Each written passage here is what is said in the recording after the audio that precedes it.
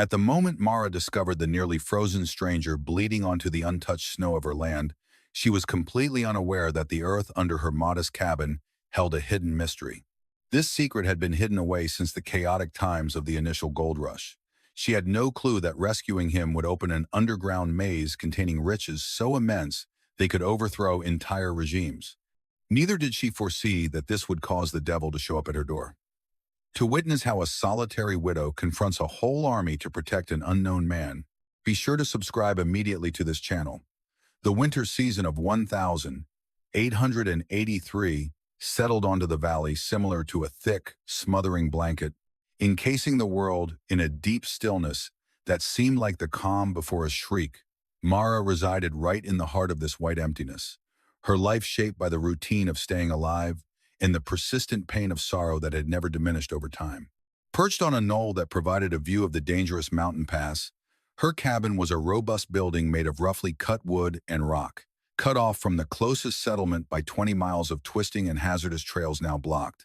She embodied the same tough terrain under her feet, with calloused hands from using the axe and rifle, and eyes reminiscent of the gray clouds that constantly wrap around the summits. Ever since her husband died 3 winters back, consumed by an illness more intense than the fireplace's heat, she had realized that solitude wasn't merely a lack of sound but a tangible entity, a frigid partner that accompanied her during meals, and also shared her vacant bed at night.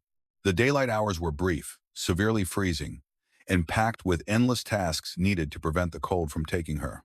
She cut timber until her shoulders ached and examined her traps with the careful accuracy of a wild animal. She turned snow into drinking water, each deed a rebellious proof of her determination to survive. It was while she was performing one of these standard inspections of the boundary that the uniform whiteness was interrupted by a shocking spot of red. A fierce wind wailed like a supernatural creature, ripping through the evergreens and lashing her bare skin with frozen fragments. However, Mara's vision remained keen, sharpened by her extended experience of watching the landscape for predators. Below, close to the stream bed where thick, uneven ice covered the flowing water, a dark outline was leaning against a large rock. It wasn't a deer or a bear. It turned out to be a horse, its side rising and falling in the final moments of its life, caught up in the stirrups. Partially covered by a snow pile that was quickly engulfing him was a man, and Mara did not flee. She advanced with a careful but swift determination, taking the rifle off her shoulder, and the lever mechanism automatically inserted a bullet into the chamber. In the wilderness, caution was the most valuable asset, and an unfamiliar face in this area typically signaled danger. Yet as she approached, her aggressive stance faded, substituted by the serious understanding of what had occurred. The man stayed completely motionless. He lay with his face touching the ground. His jacket was ripped, and the surrounding snow was marked by a deep, frightening crimson which looked nearly black in the dimming afternoon light. She knelt next to him. The cold. The cold instantly seeped through the knees of her wool pants as she turned him over. He looked young, around 30 years old, with an unshaven face that hadn't met a razor in weeks. However, it was the injury on his torso that demanded her focus, a rough, unpleasant opening that had ripped through his thick sheepskin jacket. This wound came from a bullet, sufficiently old to be contaminated, yet still recent enough that it continued to bleed. Mara understood she couldn't abandon him at that spot. The temperature was falling along with the sun, heading down to a level that would cause the blood in his veins to freeze in less than 60 minutes. In less than an hour, yet transporting him would challenge every bit of her physical power. She had no idea what his name was, or whether he was virtuous or wicked, but in this remote area, existence was precious just because it was so uncommon. She freed him from the lifeless horse, murmuring a quiet sorry to the animal before turning her attention to the man. He let out a moan, an unmistakable noise of intense suffering that was instantly carried off by the gale as she took hold of his jacket's collar. The journey back to the cabin was a painful, exhausting crawl. Snow stuck to her boots, pulling her downward, and the stranger's limp body weighed on her like an anchor. She halted every 10 steps, inhaling air that felt like broken glass, while her muscles cried out in agony.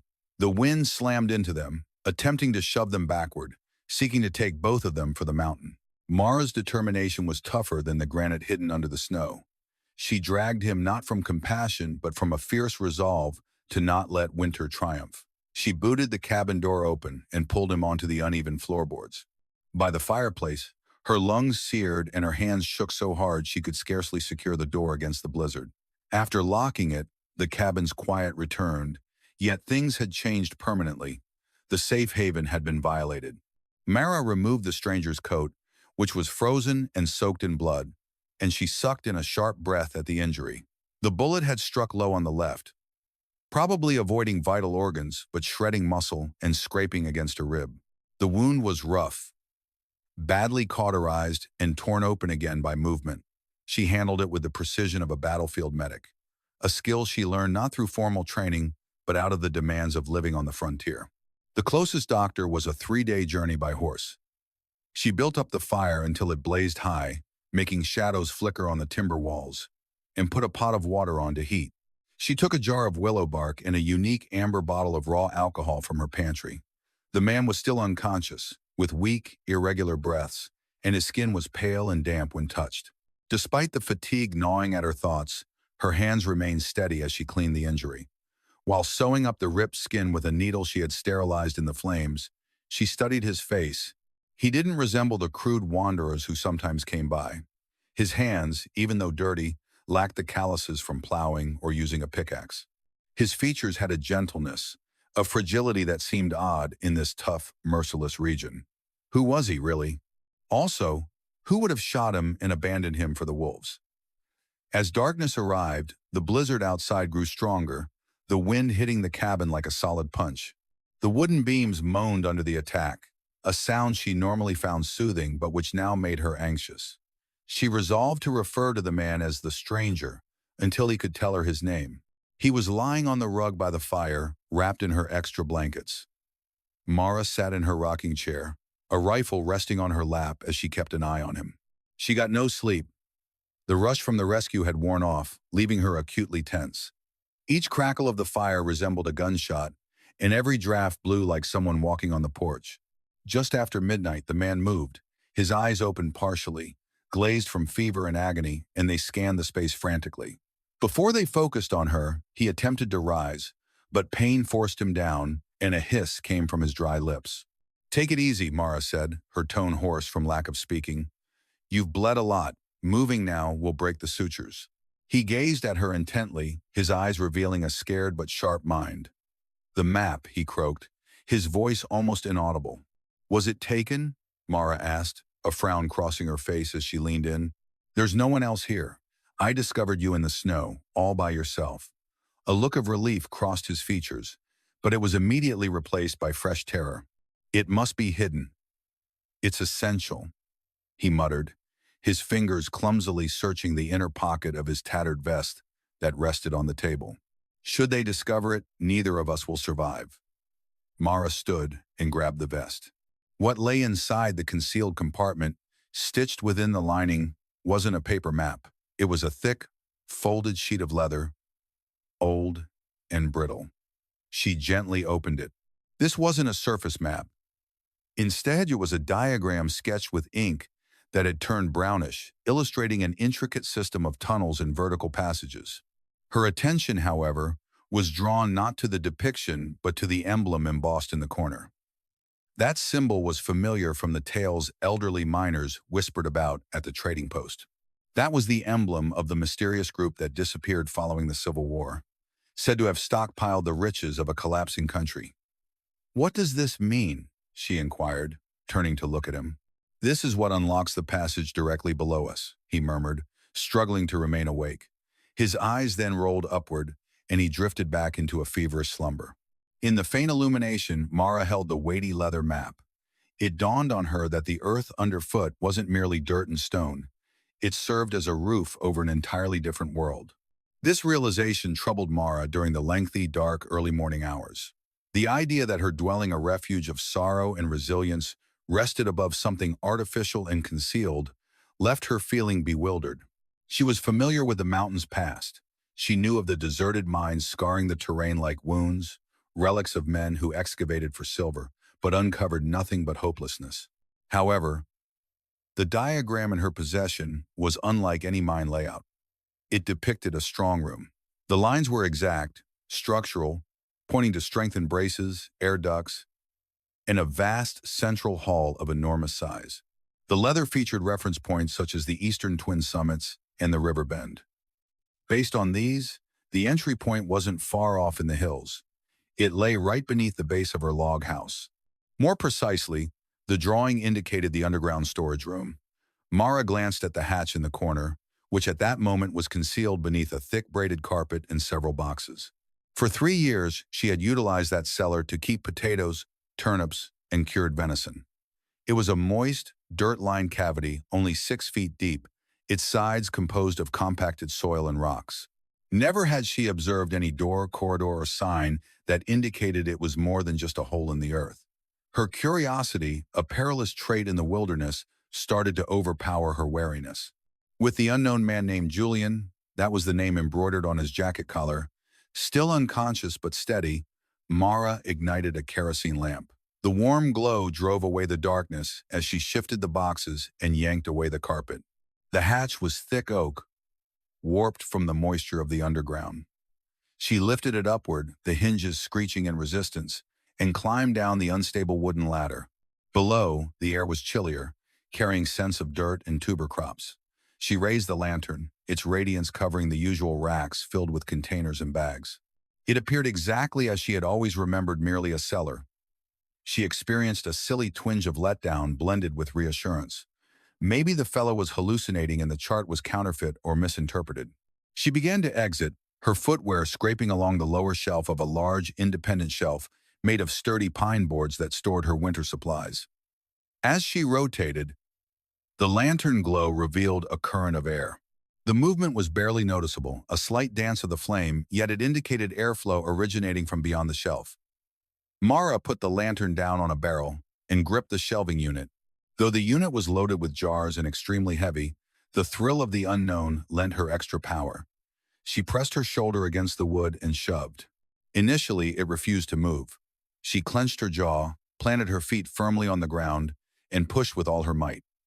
A scraping noise of timber on rock accompanied the shelf's gradual movement. She swung the shelving aside. Instead of the expected packed dirt and foundation rocks, what lay behind was timber smooth, not the cabin's rough logs. The wood was treated and placed horizontally, with a visible seam in the middle, a concealed door. Its paint matched the surrounding earth, blending in seamlessly in the low light. But once revealed, it was clear. No handle existed. There was only a circular recess. Mara's heartbeat pounded in her chest. She put her hand in her pocket and withdrew the leather map. Tucked inside the map was an odd iron key she had previously overlooked. With shaking hands, she inserted the key into the circular depression. A click sounded. A well-lubricated, weighty mechanism moved far inside the wall. The wooden door swung inward with a groan of air, exposing not a cramped space but a vast abyss descending into the ground. A musty odor rose from the opening, dust, decay, and the metallic scent of air locked away for many decades. That smell was like a tomb's exhalation. Mara seized the lantern and thrust it into the darkness. Stairs carved from bedrock, strengthened with iron supports, coiled downward into the shadows. This wasn't a simple miner's tunnel. It was a feat of industrial design, financed by great riches and built with utmost secrecy. She descended one step, her boots' impact on stone resonating much farther than expected. The passage could accommodate 2 people side by side, its construction alternating between brickwork and natural rock as she went lower. The temperature steadied, growing warmer than the upper cellar. She continued for about 10 minutes until the spiral gave way to an extended. A perfectly horizontal straight passage lay ahead, its walls bearing signs of previous activity. Hooked lanterns covered in rust, abandoned pickaxes, and boxes marked with an emblem matching the map. At the corridor's end, 2 huge iron doors were blocked by outer bars that had been removed. The bars lay on the floor, thick with decades of grime. Either a previous visitor had come, or the builders had planned to come back but never did. Mara pushed one door, and it opened without a sound on smoothly oiled hinges, evidence of superior craftsmanship. She passed through and lifted the lantern. Instead of illuminating a wall, the light spread into a huge cave, a natural space in the mountain that had been enlarged and reinforced. Arranged in rows vanishing into the blackness were hundreds of crates. Unlike the crude supply boxes in the hallway, these were sturdy transport containers. A crate close to her had been forced open. Mara moved toward it, her breath catching in her throat. Within, lying on decaying straw, lay bars. Not the gleaming yellow of gold, but silver darkened and weighty. Each item bore the Spanish crown's stamp, overlain with the Confederacy's mark. However, beside it sat another crate, this one pried open to unveil piles of oil and bundles wrapped in skin. With her knife, she cautiously sliced one open. Inside lay bearer bonds, issued by railroads and the government, alongside land deeds. The sheer magnitude struck her as if she'd been physically punched. This was far more than mere treasure, it was a war chest, the very lost shipment from legend. That fortune, meant to finance another rebellion or restore a collapsed empire, had been concealed when the fight was abandoned. When adjusted for inflation, the metals and documents in that chamber totaled hundreds of millions in value.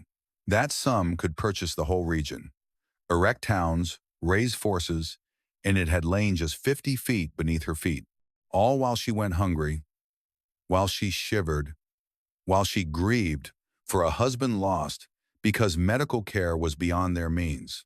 A sardonic laugh slipped from her mouth, ringing sharply across the enormous cache.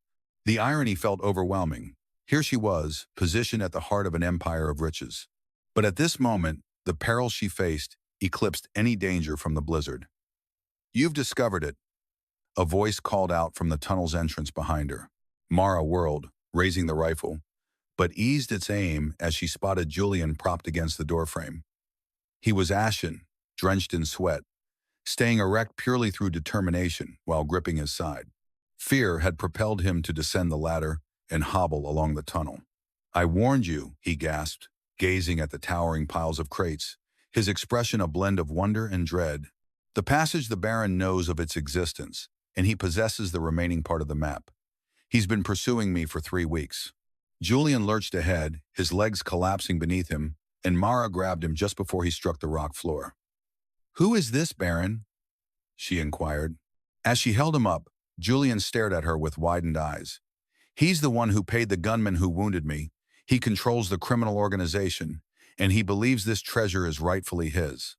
By lineage, and now that he's aware I headed in this direction, he'll tear this whole mountain apart to reach it." Mara's gaze shifted from the trembling, wounded man to the long lines of still, cursed silver. The seclusion that once protected her had become a prison. They were confined within a frozen fortress, perched atop a bomb that the West's most lethal men were about to trigger. She clutched Julian tighter and declared, "Let them come," with an icy determination more unyielding than the silver bullion. "This is my territory, and no one seizes what is mine." After Mara's statement, the ensuing stillness was not the serene hush of the winter wilds. Instead, it was the dense, tense silence of someone holding their breath before diving. The next several hours were consumed by frantic readiness, a somber survival ritual played out inside the cabin's timber walls. This space, formerly a home, had transformed into a stronghold. Mara operated with a soldier's efficiency. Her sorrow, buried in some dark recess of her mind, gave way to the chilly rationality of trajectories and sightlines. She took up position at the window overlooking the pass, the shutter ajar precisely enough to let her Winchester's barrel poke through. Meanwhile, Julian, pallid and clammy, sat on the ground stuffing cartridges into magazines with shaky fingers. The ache in his flank beat like a steady pulse, yet the terror of the individual called the Baron drove him more acutely. He described the enemy not as an ordinary outlaw, but as an industrial force of nature. He regarded human lives as numbers in a ledger that could be deleted to settle accounts. The wind outside began to calm as the sun neared the horizon, coloring the snow with hues of violet and bruised orange. The scene was beautiful, a stark contrast to the approaching violence along the trail.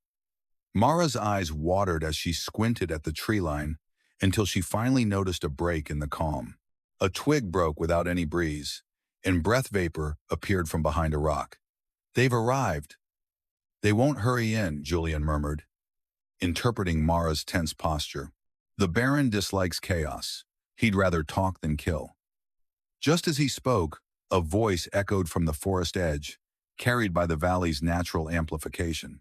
The voice was a polished, refined baritone, lacking the harshness typical of the frontier. "Mrs. Galloway," it called out, addressing her by name, a fact that scared her even more than a bullet. "And Mr. Thorne, my apologies for disturbing your evening. My colleagues and I have traveled a very long distance, and we simply want to recover items stolen from our company. No blood needs to be shed this evening." Mara remained silent. She pressed the rifle stock to her cheek, breathed out slowly, and observed her breath's vapor disappear. That voice was familiar to her, the voice of a charmer, like a snake handler. "I know you're in there," the Baron went on, his tone hardening with a cold metallic edge. "And I know about the underground room. You get two options. Come out and I'll pay you $1,000 for your effort and provide a swift horse to the coast. Alternatively, we torch this nice little hut with you in it. You have 2 minutes." Mara glanced at Julian. He shook his head, his face pale. "He never spares witnesses," Julian whispered. Mara spun back to the window, identifying the voice's origin. A tall man in a dark coat, standing boastfully near a pine tree. She adjusted her aim just a little, targeting the man beside him. She pulled the trigger. The rifle's crack ended the negotiation immediately, the bullet striking snow just inches from the Baron's boot. "My property," she shouted, her voice harsh and defiant. "My rules. Set foot on the porch and you're dead." The reaction was instantaneous and devastating. The forest line burst with gunfire, bullets raining into the cabin, timber cracked, windows broke inward, and the room filled with the thunderous noise of shooting and the scent of gunpowder. Mara ducked down, scrambling across the floor, while bullets tore through the logs overhead. The safe haven was being destroyed, turned into a mesh of holes. She crawled to the upended table where she had placed her backup rifle, then rose quickly and fired 2 quick shots through the shattered window. A cry from outside indicated she had struck someone. "Reload!" she ordered Julian, throwing him the spent rifle and picking up the loaded shotgun. The cabin was robust, constructed by her husband to survive snowstorms, but it wasn't designed for a long assault. She heard them shifting around, encircling the building, their footwear crunching on the compacted snow. They were tightening the circle. Julian toiled desperately, his fingers slippery with blood that had soaked through his dressings. Yet he persisted. "They're moving around behind us," he yelled, indicating the back wall. Mara whirled around as a loud impact against the rear door rattled the room and the lock creaked. She didn't hesitate. She discharged the shotgun straight through the door's timber. The buckshot ripped an uneven opening through the wood, and a man screamed in pain, collapsing backward into the snow. But as he dropped, a different noise arose. A crackling, hissing that filled Mara's heart with sheer terror. The shooting had escalated. They'd hurled flaming torches onto the roof. A strong, instant scent of burning pine tar filled the air, and the roof, weathered by dry summers and winter gusts, ignited at an alarming rate. Thick, bitter smoke started to spiral down from the rafters, irritating their eyes and suffocating their lungs. The heat became fierce, overcoming the winter cold and dominating the space. "We have to leave," Julian said with a cough, pulling himself to the middle of the room. "They'll either suffocate us with smoke or set us on fire." Mara surveyed her home, its charred walls, broken mementos, the wreckage of her sole remaining life. Angry tears threatened to spill, but she forced them back. Grief had to wait.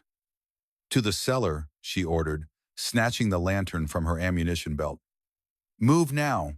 Mara gave covering fire, firing aimlessly through the windows to suppress the attackers, while Julian struggled down the ladder in pain. The fire's roar was overwhelming, like a freight train thundering directly above. Embers started falling like rain into the living area. Mara glanced one final time at her rocking chair, now consumed by fire, then climbed down into the ground. She slammed the heavy oak trapdoor closed, sliding the bolt into place to seal it above her. The house started to collapse. The sound of breaking timbers resembled the cracking bones of a giant. Down in the quiet root cellar, they were temporarily safe from the flames. "Help me shift the shelf," Mara panted, her lungs still thick with smoke. Together they slid the heavy shelf back into position, concealing the hidden entryway. Yet Mara was aware that this action was pointless. The Baron possessed the map and knew precisely the location of the entrance. Their sole benefit was the narrow passage. Using the iron key, Mara unfastened the locking mechanism. Then they stumbled into the tunnel's cool, musty atmosphere. "Let's fall back to the vault," Mara declared. Her words reverberated off the stone walls. "It's the only entry point we can defend it." Julian hobbled next to her, his expression twisted with agony. "And after that?" he inquired, his tone hopeless. "We die of hunger, or wait until they blast open the door." Mara remained silent. Her mind ran through the map's layout, the air vents, the fragile points in the ancient supports. Survival wasn't her strategy, only combat was. They arrived at the huge iron doors of the treasure room and pushed them nearly shut, leaving just a gap for a rifle's muzzle. Mara took cover behind a pile of silver bars, employing the riches of a collapsed empire as makeshift barriers. She handed Julian a pistol and said, "If they break through, don't hold back." They didn't wait for long. From down the tunnel came the noise of the trapdoor being shattered, then footsteps on the stone steps. The Baron was on his way. And he wasn't dispatching his soldiers ahead this time. He was personally coming to take what he sought. Mara peered through the narrow gap in the door. A light emerged in the darkness, intensifying a lantern raised aloft. Shadows grew long and warped along the tunnel walls. The voice called out, "Mrs. Galloway," its echo bouncing oddly within the rocky passage. "I truly respect your persistence. Others would have fled into the snow, yet you burrowed underground like a badger." The Baron walked into the light, accompanied by two armed men carrying carbines. He appeared flawless, even amidst the turmoil overhead, with a clean coat and a composed attitude. He halted 20 feet away from the iron gates. "Open the gates," he ordered, his tone weary. "The game has ended, the house is destroyed, and no help will arrive. Hand over the key, and I'll ensure your death is swift." Mara pressed her cheek against the Winchester stock. She examined the beams overhead above the Baron's head, old wood decayed by moisture and age, supporting immense weight of stone. She adjusted her target. She wasn't targeting the Baron, but rather the keystone of the arch. "Exactly above him, you're correct." Mara's voice echoed from the dark vault, steady and icy. "The house is no more. I've got nothing more to lose. However, you stand to lose everything." The Baron let out a dry, mirthless laugh. "I possess the weapons. My dear, I have the manpower. All you have is a hole in the earth." He advanced a step, drawn by greed toward the silver gleam visible through the fissure. "Such riches are meant to build countries. They don't belong to a poor farmer's widow." Mara's finger tensed on the trigger. "It belongs to the ground," she murmured. "And you do too." She pulled the trigger. The bullet didn't strike a person. Instead, it smashed into the corroded iron bracket that held the tunnel ceiling's primary support beam. The impact roared. The bracket broke apart. The beam groaned in resistance, like a whale's final cry. Then the ceiling collapsed. This was no mere rock slide. It was a deluge. The mountain, weary of being excavated, took back its volume. The Baron's condescending expression disappeared, replaced by a fleeting moment of pure terror. Just before he was consumed by a flood of stone and debris, the blast threw Mara back, crashing her into bond crates. The lamps went out, plunging everything into complete darkness. For an extended period, only the dust settling and the ringing in Mara's ears broke the silence. She lay in total blackness, coughing, reaching out for Julian. "Julian," she rasped. From the dark, a faint voice answered, I'm here." Mara reached into her pocket for a match, and the phosphorus flash blinded them. She ignited the lantern, its flame flickering in the sparse air. The vault's entrance had vanished, replaced by a barrier of sharp rock, trapping them inside. The Baron and his crew were interred beyond the collapse. Though alive, they were sealed in with $300 million worth of worthless bonds and bullion. The atmosphere was becoming dense. Julian's eyes flashed with panic. He murmured, "We're stuck. We murdered him. Yet we created our own tomb." Mara rose, dusted off her coat, and proceeded to the cavern's rear with the light raised. The map came back to her, along with the subtle marks showing air currents. She approached the distant wall, which was untouched rock. There was no brickwork. Close to the ceiling, a dark crack appeared. It was an air shaft. She sensed a current of cool, clean air. Though cramped, narrow, and elevated, it offered an escape route. "It's not a grave," she told Julian, giving a tired, grimy grin, "but a chimney." They spent 3 hours scaling the cliff and enlarging the crack just enough to slip through. The experience was a claustrophobic nightmare, with their skin torn by abrasive rock as they forced themselves through a suffocating darkness. It nearly overwhelmed them, yet at last Mara's hand emerged into powdery snow. She scrambled upward, lungs on fire, until she broke through into the dazzling morning sun. Gasping for air, she dragged herself out and lay on the Earth's surface once more. She extended a hand, seized Julian's wrist, and pulled him up next to her. The two of them rested in the snow, worn out, bruised, but still living. Roughly half a mile away from the cabin's former location, Mara sat upright and peered down the hillside. Her house was a charred wreck, a dark blemish on the untouched white scenery. Wisps of smoke drifted slowly upward into the crisp blue sky. The shaft's opening lay beneath massive piles of stone. The riches were hidden, maybe for eternity, under the mass of the fallen peak. The Baron had vanished, the danger had passed, and her former life was over. She glanced at Julian, who faced the dawn with tears running down his cheeks. From his pocket, he retrieved the sole item he had carried out of the strong room. One silver ingot. He gazed at it, then at Mara, and threw it into the thick snow. "We survived," he whispered. Over the course of 5 years, the valley recovered. Fresh vegetation concealed the burn marks, with young trees sprouting from the remains of the former pines. On the hilltop that once held the cabin, a new dwelling stood. It was bigger, featuring a spacious veranda looking westward and a stable accommodating 12 horses. From the porch, Mara observed a foal, taking its initial shaky strides in the pen. Her appearance had changed. The sharpness in her gaze had eased, substituted by a tranquility earned through struggle. She had company,